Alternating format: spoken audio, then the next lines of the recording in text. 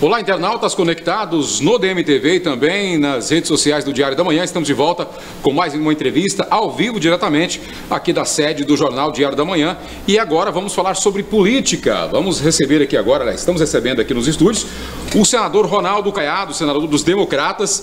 Ele que já se restabeleceu, já está de volta ativo depois de um susto que passou aí em todo mundo. E para acompanhar nessa entrevista, recebo aqui a Bia e também o Wellington Carlos, eles também que são editores de política. Bom, Ronaldo Caiado, um prazer recebê-lo aqui mais uma vez e feliz por estar bem. E conta pra gente aí que susto foi esse, uma queda de uma mula, uma fratura aparentemente simples e acabou se desdobrando num quadro assustador. Mas em primeiro lugar eu quero agradecer a oportunidade que vocês estão me dando de eu poder falar aí com milhões de pessoas também neste momento, para dizer que realmente é aquele instinto ainda de achar que eu tenho 18 anos de idade. E naquela hora ali, naquele passeio descontraído na fazenda, no final de tarde, eu achei que eu ainda suportava bem, tá certo, um animal que estava sendo domado. Eu disse ao meu vaqueiro: olha, deixa eu lhe dar algumas orientações. E não é que daí realmente essa mula realmente pulou, como a gente diz no interior, pulou fechado, e aí eu acabei sofrendo uma queda que fraturou meu ombro esquerdo, né? Eu estou fora, está consolidado. Fraturou costela. Eu tive também uma contusão craniana. Essa contusão provocou um hematoma e infelizmente ele evoluiu. Aí eu tive que ser operado. E pior veio depois, em que eu fui acometido por embolia pulmonar. Alguns vasos aqui próximo à fratura, eles trombosaram e aí isso provocou uma embolia pulmonar. Agora fui corretamente tratado, fui medicado e já retornei para Goiânia. Agora já estou na atividade aqui, vocês podem verificar, já estou em condições de retornar ao trabalho. Mas é aquilo que você colocou, ou seja, uma queda que é normal na vida da gente, né? Principalmente nós que gostamos desse esporte, não é nada especial, e que dentro de 21 dias eu poderia estar tranquilamente retornando às minhas atividades, né? Aí foram essas intercorrências todas que vieram e provocou uma ausência minha de 60 dias da vida, do dia a dia, até da minha obrigação como senador da República, mas foram fatores aí que sobrepõem a vontade de você voltar ao trabalho, e sim as limitações que eu passei a ter com todos esses acidentes de percurso que sofri no decorrer desses 60 dias. E agora que o senhor voltou, está bem firme e forte, vai voltar para campanha, né, a pré-campanha, o senhor pré-candidato do Democratas. E como que está essa questão da união das oposições, conversa com o PMDB, outros partidos? Olha, eu acredito muito na unidade, eu acredito muito na união das oposições. Eu não vejo outro caminho. Certo? É uma situação onde você tem que deixar claro que ela só tem uma maneira de você poder ganhar as eleições no Estado. No momento em que os líderes mostram que terão critérios para que se defina um candidato. E aquele candidato, ele ao mesmo tempo ele vai impulsionar todas as lideranças da base nossa, no interior todo, aqueles que estão descontentes, aqueles que querem se agrupar a nós estaríamos fazendo o quê? O trabalho de casa, a tarefa de casa. Ou seja, os líderes definiram critérios, identificaram quem deve ser o candidato. E aí sim nós vamos para um processo de uma eleição onde a nossa base vai se sentir motivada, estimulada, vai dizer: olha, agora sim, até que enfim, depois de várias derrotas, prevaleceu o bom senso, o equilíbrio, a quebra de vaidade, e vai prevalecer a condição de nós darmos, tá certo, aos nossos prefeitos, nossos vereadores, aos nossos líderes, uma condição de mostrar ao Estado de Goiás como se pode governar com tranquilidade, com transparência, priorizando aquilo que deve ser priorizado, tanto na área social quanto na área de investimento, tendo um ponto que eu acho que é fundamental, mostrando ao povo goiano a realidade do Estado.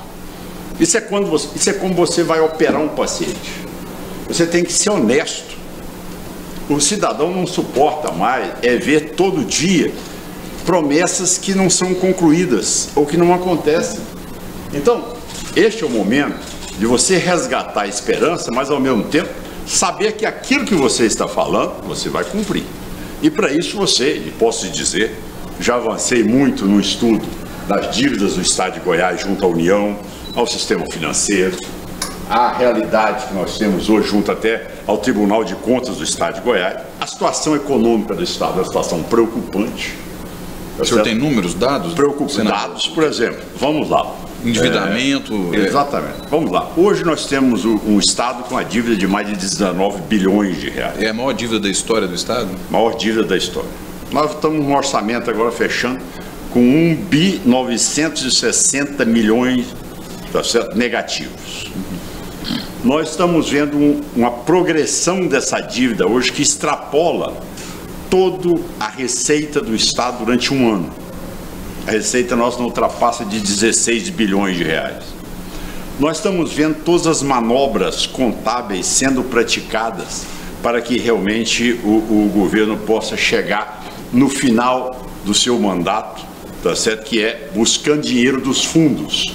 Você nota hoje, o governo agora ele quer se arvorar no dinheiro do Fundo Legislativo, do Executivo, do Judiciário, certo? Do Ministério Público, para poder fazer caixa para fechar o orçamento. Então, eu posso lhe dizer o aumento da carga tributária nesses últimos meses. Essa retirada de todos os investimentos do Estado de Goiás, ações na saúde, ações em infraestrutura, onde em 2016 chegou a 44%, foi o Estado que mais cortou investimento, e agora nós já estamos aí num patamar que nós estamos vendo todas as obras paradas. Então nós precisamos de uma realidade para que o cidadão entenda que governar não é fazer uma campanha de marketing.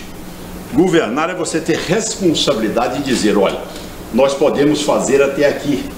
Buscar a parceria público-privada com responsabilidade, tá certo? Dizer o que é que nós vamos poder fazer para que as pessoas menos de condições de sobrevivência possam esperar do governo. Qual é a política social que não será feita apenas no ano eleitoral? Qual é a política social que vai ser implantada no país, no Estado? Senador, essa questão da venda das rodovias para iniciativa privada, esse repasse, como é que o senhor vê essa questão? Como é que o senhor trataria isso? Porque tem muitas pessoas preocupadas, por exemplo, moradores de Senador Canedo, Goiânia, cidades muito próximas, né, conurbadas aqui, que estão preocupadíssimas com a inviabilização da vida delas. Como é que o senhor vê uma situação dessa? Eu vejo como sendo um gesto de total irresponsabilidade neste momento. Você passar uma prerrogativa, aquele instale, praça de pedágio, sem você definir critérios, quais as pessoas que estarão, tá certo, liberadas dessa tarifa, como você vai poder definir se você não impõe regras? Isso é algo que mostra que é aquela ânsia de arrecadar. Ou seja, você naquela expectativa de prometer muito, você está vendo agora, vou lhe dar mais um dado, o governo retira 880 milhões de reais de todas as áreas de investimento, principalmente na segurança pública, para garantir folha de pagamento. Aí daí a pouco ele fala, olha, agora nós vamos instalar praças de pedágio, ver se consegue algum adiantamento desse dinheiro para poder manter pelo menos parte desses cheques que serão distribuídos aos prefeitos em 10 parcelas. E a partir daí, você nota também, o Detran agora impõe uma troca de placa. Qual é a necessidade disso no momento de crise da economia brasileira? Você vê o aumento do ICMS em cima da carne, do arroz, do feijão, certo? Então você nota que é um Estado que, para poder chegar na situação que nós estamos chegando, ele já entregou todo o ativo dele, já entregou o que tinha de mais importante, ou seja, a joia da coroa, já entregou a CELG. Você sabe que no Estado de Goiás assumiu uma dívida de 6 bilhões de reais para receber 1 bilhão e 100. Isto aí não foi um centavo para diminuir o juro da dívida que nós pagamos. Simplesmente foi utilizado agora como mais uma campanha para poder ver se continua ainda vendendo aquela esperança que os prefeitos poderiam imaginar que poderia ter do governo estadual. Então, essas jogadas de marketing, elas vão indo e elas desabam, porque não tendo sustentação, ela cria a descrença, a desesperança de um povo. E essa desesperança é que nós temos que resgatá-la. Nós temos que dizer, olha, aos empresários qual é a nossa realidade, não é? não é fazer almoço no palácio com os empresários um dia e depois cortar os incentivos fiscais, não é realmente induzir aos prefeitos que exigem uma possibilidade de repassar todo aquele dinheiro a ele. Por onde? Se nós não podemos tirar empréstimo mais, se nós não podemos ampliar nossos gastos, nós estamos acima da linha prudencial da lei de responsabilidade fiscal. Então nós temos que trazer uma realidade para o Estado.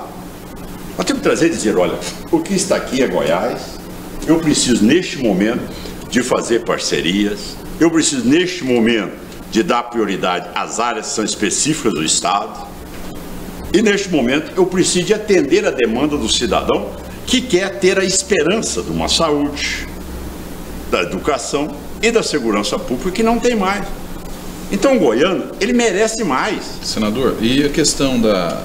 Porque para o senhor chegar até onde o senhor deseja, que é o cargo de governador, só precisa passar por um procedimento. Esse procedimento é o procedimento eleitoral e nós não temos visto assim, de uma forma tão agressiva, pelo menos assim, a minha visão de fora, evidente, o do senhor, uma relação com esses aliados da base, pessoas que o senhor pode tirar. Inclusive, o senhor é um pioneiro da base, o senhor é um ex-integrante da base que passou para o outro lado e tem que puxar, eu acho, mais pessoas para o seu lado, tipo Lucevânia, Wilder ou outras pessoas. O senhor vai fazer isso no momento certo? O senhor está tentando ou porque o senhor não faz isso?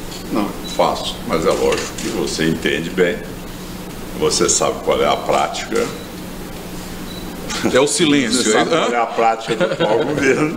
Tá certo? O senhor é escolado nisso já, inclusive. Se essas audiências fossem públicas, ou se as minhas reuniões também fossem públicas, o processo não estaria, de maneira alguma, evoluindo, não é verdade? E tanto é que, para você ter uma ideia, eu acredito que depois do mês de abril, consolidado esse processo da unidade das eleições, nós vamos ver um volume enorme de prefeitos até do partido do governo se vinculando à nossa campanha. Você vai ver todas aquelas outras lideranças também se agrupando nesse processo. Mas agora é uma hora de você trabalhar, conversar bastante, mas isso ainda é um assunto fechado, né? E que não pode ser nesse momento aqui, transmitido, porque nós ficaríamos aí vitimizando esses amigos nossos que podem sofrer qualquer tipo de retaliação. O Daniel Vilela, assim como o Maguito Vilela, que esteve aqui recentemente, falou inclusive sobre a atribuição que ele tem no partido agora de tentar fazer essa ponte, né, da união entre os democratas e o PMDB. Uma grande parcela do PMDB, eles veem como fato a candidatura própria em função de uma tradição desde 1882 de ter uma candidatura própria. Inclusive, o Daniel Vilela chegou a citar essa semana que também vê com legitimidade a sua postura como principal líder nas pesquisas e querer sair candidato, mesmo que seja com uma união com o PMDB, mas ele disse que vê sim com bons olhos essa união, mas ele lembra que agora seria a hora do senhor retribuir o apoio que eles te deram para que o senhor fosse eleito senador. E só uma parte, parece que o Caiado ganhou a eleição por causa do PMDB, não foi. Ele tem toda uma história, né? Mas eu estou dizendo por causa da provocação feita do deputado federal, entendeu? Ou seja, essa hora é uma hora de queda de braço, logicamente. Cada um está lutando pelo seu. O senhor recuaria de ser o candidato para fazer essa aliança com o PMDB? Olha, vamos então por etapas. Em primeiro lugar, eu conversei já por 2 vezes longamente com o ex-governador Maguito Vilela. Sim. E já disse a ele, olha, nós já aprendemos como ganhar a eleição, como perder a eleição. Em primeiro lugar. Então, nós precisamos mais do que nunca de trabalharmos para que toda a nossa assessoria amanhã se sinta confortável. Se o melhor candidato é o Daniel, que a gente possa trabalhar. Se o melhor candidato for eu ou outro que venha aparecer, que também toda a nossa assessoria, toda a nossa base de apoio não esteja conflitada. É importante que você não deixe com que o processo vá para um acirramento. O senhor tem essa preocupação, então? Lógico, porque eu já vivi isso. E o grupo pode... Eu já perdi a eleição de 94, quando eu e a Lúcia disputamos. e nós fazíamos parte da mesma base. Você entende? Então, quer dizer, não é correto que eu, com a experiência que tenho, com 5 mandatos de deputado federal, agora senador da República, que venha repetir o mesmo erro. Então, é um momento que eu acho que cada um agora tem que compor um projeto para 2018 para dizer o seguinte: olha, quem é que tem na base a maior capacidade de vocalizar uma campanha de oposição no estado de Goiás? Qual é? É pesquisa? É um colégio eleitoral? Seja o que for, eu defino a regra. Agora eu lhe pergunto, como é que você pode ser candidato a governador do estado se você não tem uma base de sustentação de candidato a deputado federal? Veja bem, se nós ficarmos na vaidade de um partido só, quem é que vai amanhã compor chapa dentro do maior partido que já tem deputados? Então você precisa da aliança. Porque não existe uma candidatura de governador do estado sem que você tenha uma base de deputados federais, uma base de deputados estaduais capaz de fazer com que a sua campanha chegue a todos os quadrantes do estado. Uma candidatura só, isolada, ela vai anemiando, ela vai perdendo consistência. Outro ponto, por exemplo, uma característica muito forte minha, e na minha vida política, já nos meus 30 anos na política, sempre foi a característica da gratidão, da lealdade, do enfrentamento nas horas mais difíceis, não é verdade? Então eu sempre fui uma pessoa que eu nunca fiz um livro de contabilidade, tá certo? Mas pelo contrário, eu me submeto, tá certo, à aprovação daquilo que deva ser o sentimento do momento. Ora, no momento em que eu estava caminhando com o Íris, eu caminhei com o Íris no segundo turno até o último minuto. Perfeito. Um dia eu cheguei no gabinete do Íris, estavam todos reunidos, e o Íris me dirigiu a mim e disse: Caiado, eu até não vou lhe fazer essa proposta, mas eu gostaria que eles falassem para você uma perspectiva que existe e nós revertermos no segundo turno. Eu disse: era minha cara, aqui nós discutimos e você deveria assumir a Secretaria de Segurança Pública do estado de Goiás. Eu, eleito senador da República, certo? E me foi levada essa proposta. Numa mesa que tinham mais de 10 pessoas. Naquela hora, eles me perguntaram: você vai querer um tempo para poder refletir, poder conversar? Eu disse: não preciso de tempo. Eu estou dentro de uma luta. Se essa posição é uma posição que vocês acham que pode contribuir no processo eleitoral, eu não assumirei o mandato de senador da República, vou ser secretário de Estado. Agora, já sou secretário, já pode chamar a imprensa, eu vou declarar que eu sou candidato ao Senado. No momento em que eu vi, tá certo, a perspectiva de nós ganharmos as eleições em Goiás, eu disse: é fundamental que não haja uma dispersão das oposições. Qual é o seu plano B, cara? Já que o Íris Rezende não quer ser candidato a prefeito. Eu disse: não tem plano B. Nós só vamos ganhar as eleições de 2018 com o Íris prefeito de Goiânia. Eu não tinha plano B. Eu tive uma clareza daquilo que eu já vivi, aquela experiência. Cabelo branco, idade. Então, eu naquela hora eu disse ao Íris: se você não for candidato, a oposição não tem chance de governar o estado de Goiás. Pergunte isso a ele. Hora nenhuma você me viu buscar alternativa. Eu insisti até o último momento e o Íris foi candidato e foi eleito. Senador, a nível Então, nosso... isso mostra que se amanhã, tá certo? Aquilo que for o sentimento do estado de Goiás, da população, o sentimento das lideranças, que não deva ser o Ronaldo Caiado, não tem problema nenhum. Eu sou um homem aberto ao debate. Eu não acredito em projeto individual. O projeto individual, ele está indiscutivelmente, ele está fadado ao insucesso. Porque uma eleição majoritária, você candidato ao governo do estado, você tem que ter lideranças. Olha, nós aglutinamos hoje um deputado Valdir, que está aí em primeiro lugar em todas as pesquisas que são feitas. Nós temos aí um candidato que aglutina toda a área do setor rural, que é o Zé Mário Schreiner. Nós temos aí um candidato que aglutina toda a área evangélica. Nós temos aí candidato da área da saúde, extremamente competitivo, certo? Nós buscaremos candidato na área dos trabalhadores, das associações representantes dos trabalhadores do estado de Goiás. Então, existe um sentimento de unidade. Você não pode ter uma candidatura isolada neste momento. E é isso que eu tenho me preocupado.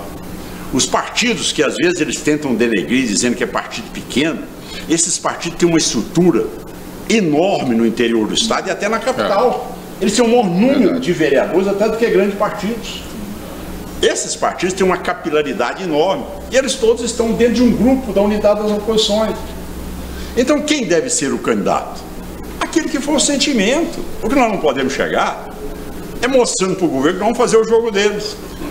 Senador, o senhor tem uma característica que é ser autêntico, ser a pessoa que fala, né, aquilo que pensa, ou seja, não tem esse medo, esse receio dos políticos tradicionais. E o senhor hoje poderia ser candidato a presidente da República, inclusive.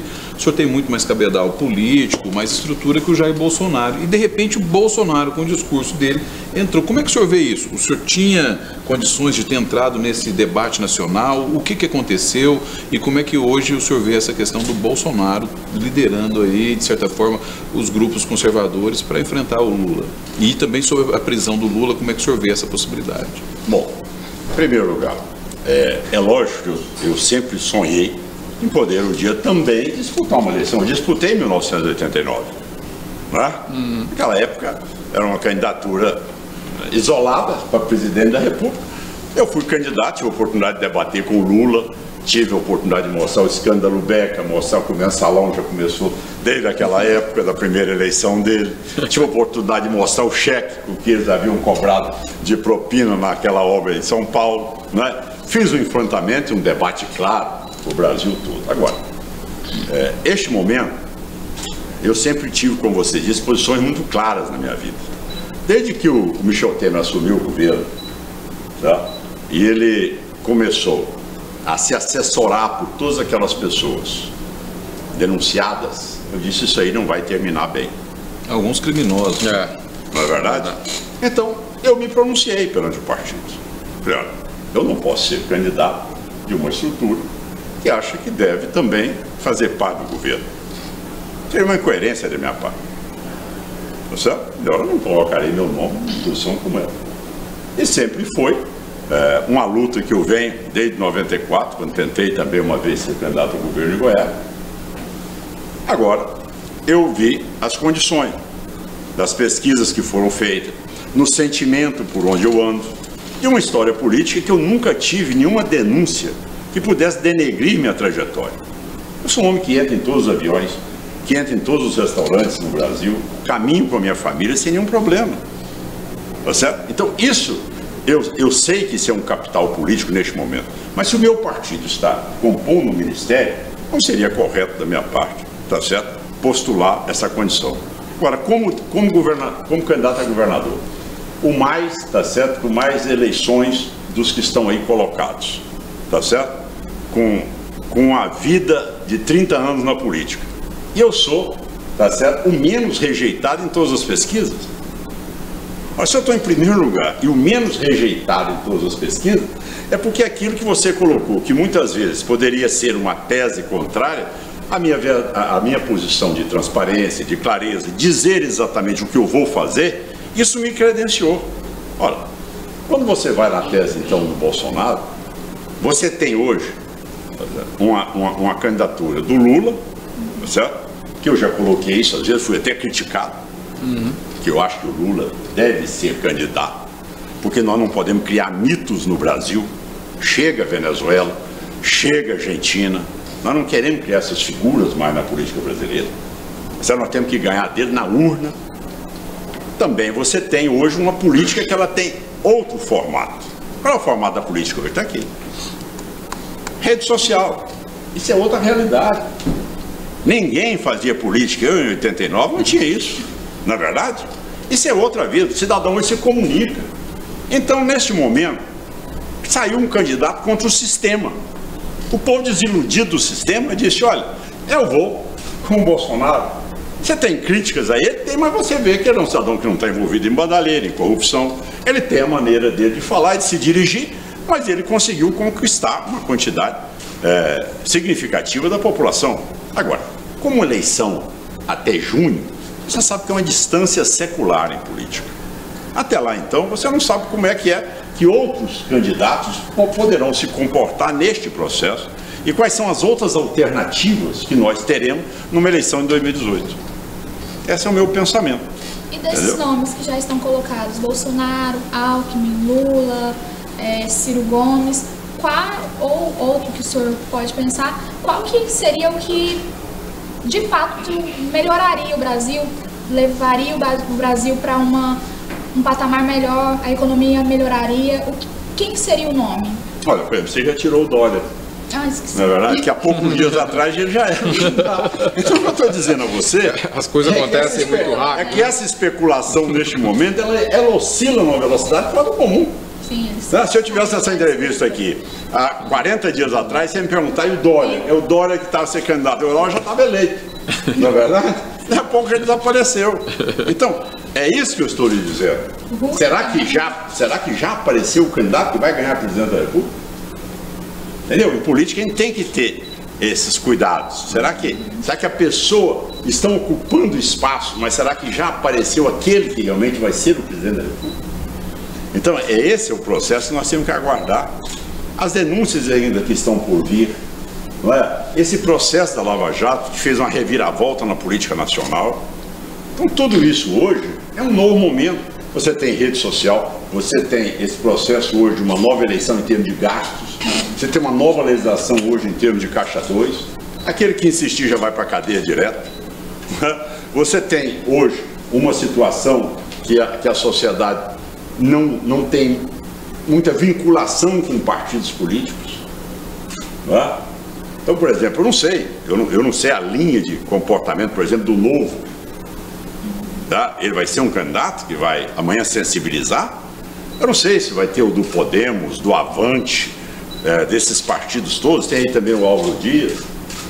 Então, como é que nós vamos entender isso? Agora, um ponto é importante.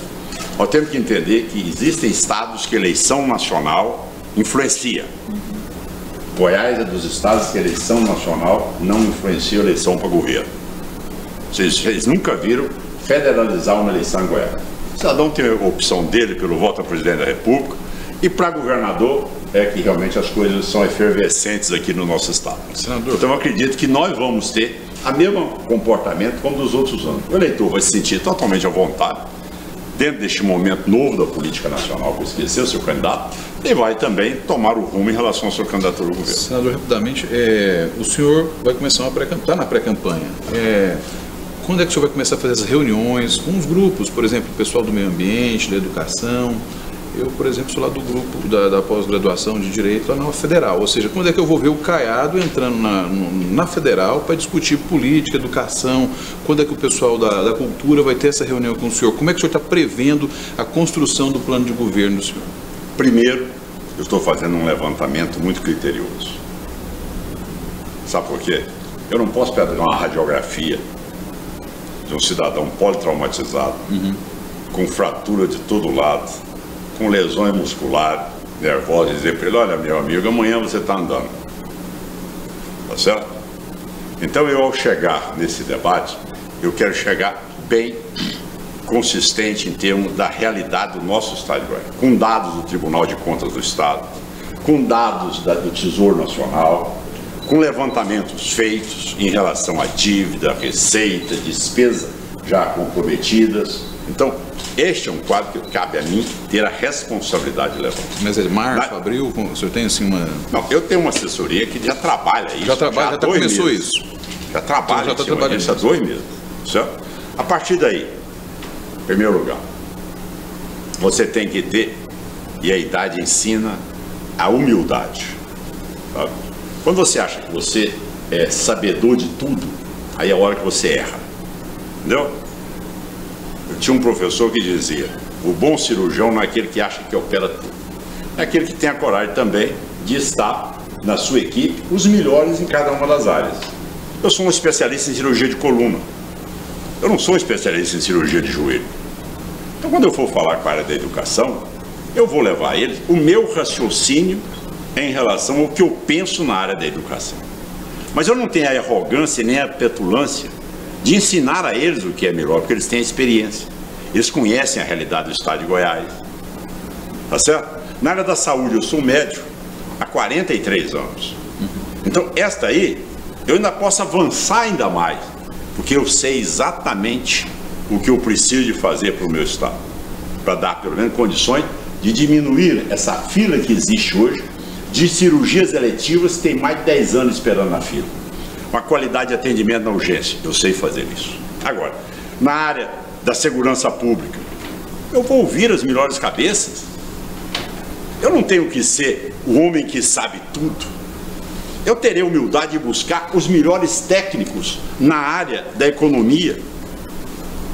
Não é dizendo para o empresário que amanhã eu vou dar incentivo para ele, quando chega depois, inventa uma tese que o Tribunal de Contas mandou cortar. Ora, o que é isso? Você não precisa dessas espertezas. Esperteza, quando é demais, vira bicho e engole o dono. É o que está acontecendo. Esse ciclo acabou. Agora você tem que ter o ciclo da verdade, o ciclo da transparência. Então, olha, você está falando comigo, com o eleitor, eu vou fazer exatamente o que eu estou falando. Esse é o momento que o povo deseja. Então, aquele que acha que ele é... Você está na área do direito, e de repente eu vou lhe ensinar a norma constitucional, de que maneira devem ser as regras. Não. Eu vou ter a humildade de buscar as melhores cabeças na área. Entendeu? Para eu ser um bom cirurgião, eu tenho o melhor anestesista, eu tenho a melhor instrumentadora, eu tenho o meu melhor auxiliar, eu tenho a minha melhor circulante de sala. É isso que faz de você. Agora, olha, qual é o seu pensamento na área da cultura? Eu também buscar as pessoas, eu vou construir um processo. Já pensou se teria esse iluminado que soubesse tudo? Hã? Maravilha, não é verdade? Então as pessoas querem pousar daquilo que elas não são. Muitas vezes as pessoas dizem, olha, precisamos priorizar o social. O que é o social? Eu tenho 43 anos de medicina, milhares de pessoas que eu já operei. Nunca eu perguntei para elas se elas tinham SUS ou convênio, ou se iam me pagar. Eu atendi milhares de pessoas. Agora, o cidadão que está com dinheiro do Estado na mão, que entrega uma CELG por 1 bilhão e 100 e dá de presente para a JBS 1 bilhão de reais de isenção de anistia, que dilapida o maior patrimônio do Estado, que leva ao aumento do endividamento, isso é boa gestão? Fecha um orçamento com 1 bilhão e 900 milhões negativos. Cria uma situação hoje de segurança pública, é o caos no país. Então, veja bem, na hora que você vai para um debate como esse, você tem que ir bem assessorado, mas consciente de que você terá secretários qualificados. Você se lembra bem, eu sou um pouco mais velho que você, ministro de Estado na minha época, eram as pessoas que eram referência. Você tem um busto aqui de Nácia, na entrada do Diário da Manhã, ele era referência na área jurídica, no Brasil. Então tinha um status de um ministro de Estado. Hoje tem ministro de Estado que não sabe nem a pasta dele, o que tem que fazer na pasta. Ele foi colocado ali para ser caixa do partido que ele representa, para garantir campanha eleitoral. Então deformou-se o perfil da política. A pessoa é indicada por uma composição de partidos. Eu não vou ceder a isso. Eu quero buscar um secretariado que seja um secretariado que seja respeitado dentro daquela área que ele representa. Eu não vou estar ali restrito a ter que ser esse ou aquele. Qual é o melhor? Ele tem que prestar assessoria ao governo, ao povo do estado de Goiás. Então, é este o sentimento. Eu vejo as pessoas falando do social, quando governa o estado da situação que está, enricando com dinheiro público.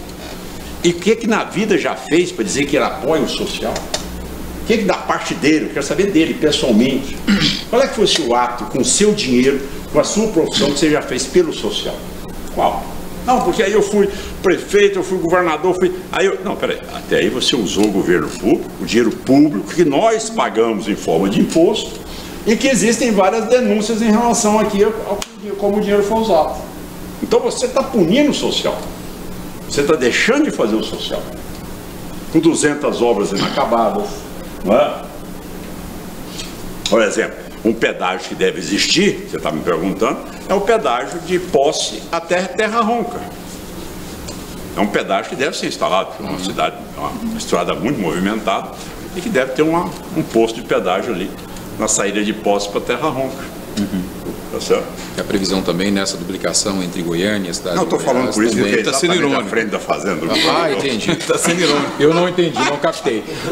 Falando entendi. O senador ele não brinca, não. Senador, falando só para a gente já está indo para os finalmente aqui, eu queria que o senhor fizesse uma avaliação sobre as últimas pesquisas em que em todos os cenários mostra o seu nome despontando na frente. E o senhor ainda está em pré-campanha, né? Ainda não entrou efetivamente em campanha, ainda não tem os laços definidos ainda das composições que serão feitas para as eleições de 2018, posto que um dos principais possíveis aliados é o PMDB, ainda está em construção isso. E não existe a hipótese, nós não estamos. Não existe essa possibilidade. Não, então, mas é justamente esse assunto nós temos que trabalhar. Mas ele sendo uma consciência. Eu ia citar uma outra. Que ter uma solução. Eu ia citar justamente um outro dado que surgiu na pesquisa que é curioso, porque o PMDB eles estão meio que fechando para que o novo nome do PMDB seja o Daniel Vilela. Porém, nas últimas pesquisas, o nome mais lembrado é de alguém que já veio aqui, inclusive já afirmou para todos os cantos que não é mais candidato, que é o Maguito Vilela. O senhor não acha que isso tem algum interesse em colocar pai e filho um contra o outro? Não, mas eu respeito, se amanhã não cabe a mim decidir pelo partido. Agora, eu respeito também, dentro de uma avaliação de pesquisa, se ele está bem colocado, ele amanhã pode dizer, não sou, isso é uma prerrogativa pessoal dele, não ser candidato. Tá bem, ninguém pode tirar isso dele. Mas se amanhã ele for sensível a isso, eu acho que ele entrará dentro dos critérios e eu acho que nada mais correto do que você abrir o maior número de pré-candidatos. Não tem problema. Aqui não é jogo de... Aqui não é jogo de barra de saia. Aqui tem que ser um candidato que ganha a eleição. Você entendeu? Ganha a eleição. Você tem que entrar nessa disputa. Agora, você não tem que falar que é A ou que é B. Aquele que está melhor avaliado, tem maior motivação, tem maior liderança, tem maior capacidade de militância, tudo bem, deve ser ele o candidato. Senador, e geralmente, não tem problema. Nas pesquisas, assim, antes de começar efetivamente, as pesquisas eleitorais mostram que os primeiro colocado nem sempre vence as eleições. E o nome do senhor é o primeiro em todas as situações. Como que o senhor vê isso? Que nem sempre o primeiro vence. Olha, eu quero dizer a você o seguinte. Eu sou católico, apostólico, romano, praticante. Essas teses comigo, tá certo? Elas não me atingem.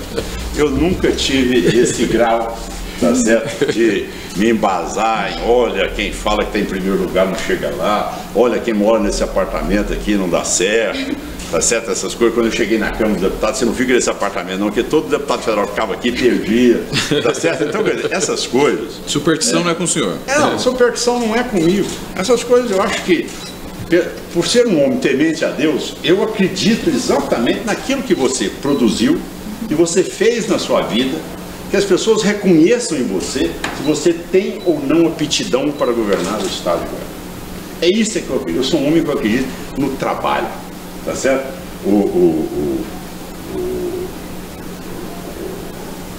O velho Adib Jatene dizia uma frase interessante: nada supera o trabalho. Nada. Acho que na vida você tem que ter trabalho, as pessoas lhe conhecerem, saber quais são os seus defeitos, quais são os seus pontos positivos, tá certo? Não existe ninguém que seja, tá certo, só tendo qualidades. Você tem que ter humildade de reconhecer os problemas. Agora, nós temos que entender, dentro de um relato que eu fiz, a situação caótica com que está o Estado. A situação calamitosa que está o Estado. O Estado hoje não tem condições de acrescer a nenhum empréstimo, dentro das regras. Tanto é que o dinheiro do BNDES não saiu. Porque o próprio presidente do BNDES me diz, não tem condições mínimas, não atende os critérios necessários. Foi quando hoje eu disse muito bem, o que aconteceu com o Estado de Goiás?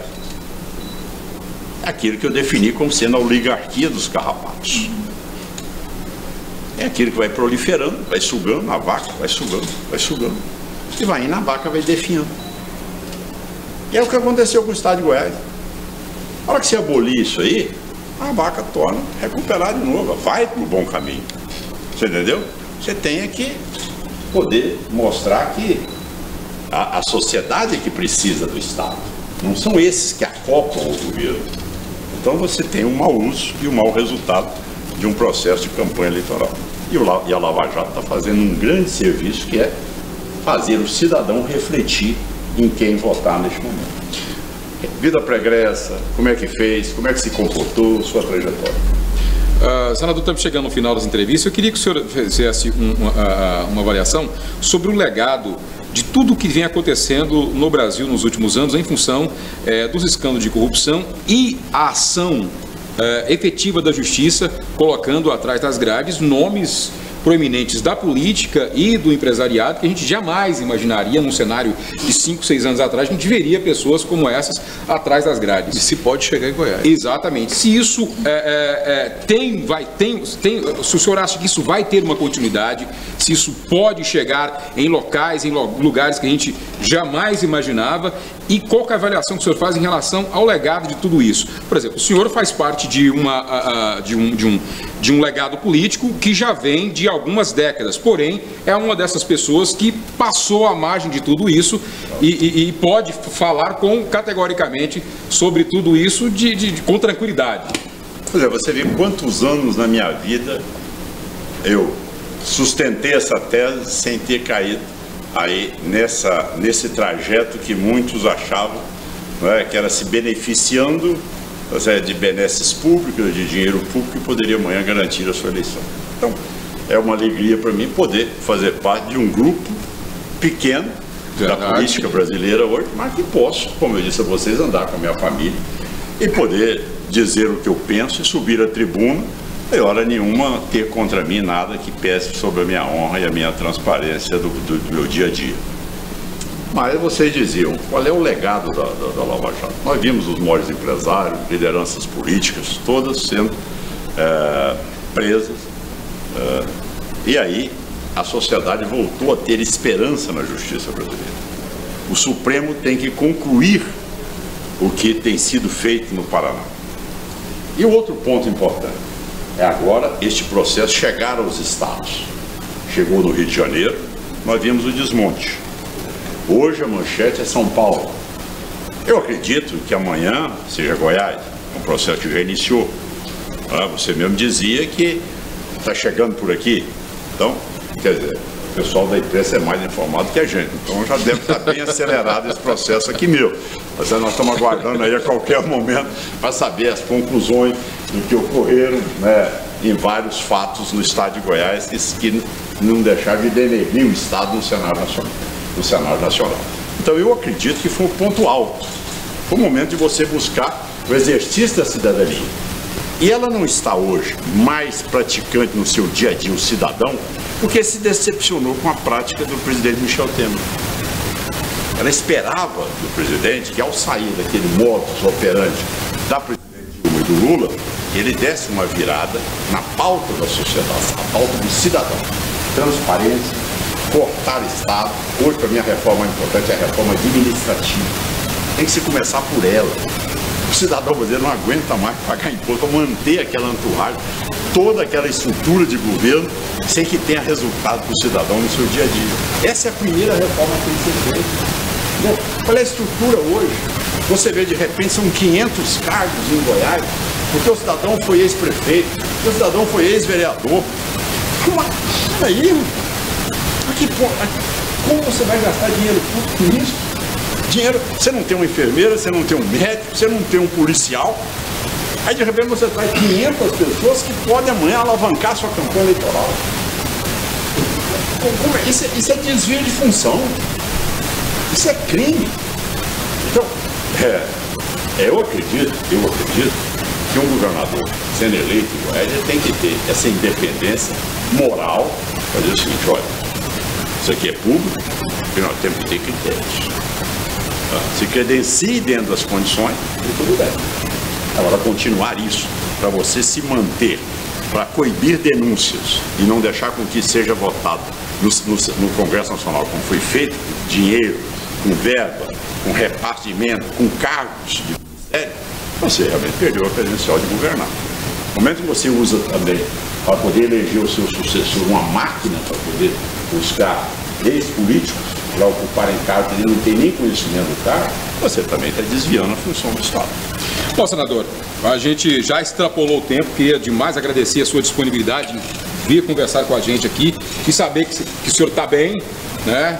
Procure amansar essa mula mais um pouco para depois fazer um repasse nela. Essa parte da doma eu já abri mão dela. Você pode ter certeza que essa aí eu não vou mais me agorar de domador de mula, não. E se for andar de mula, procura uma mansinha, a mais velhinha. Tem cuidado lá.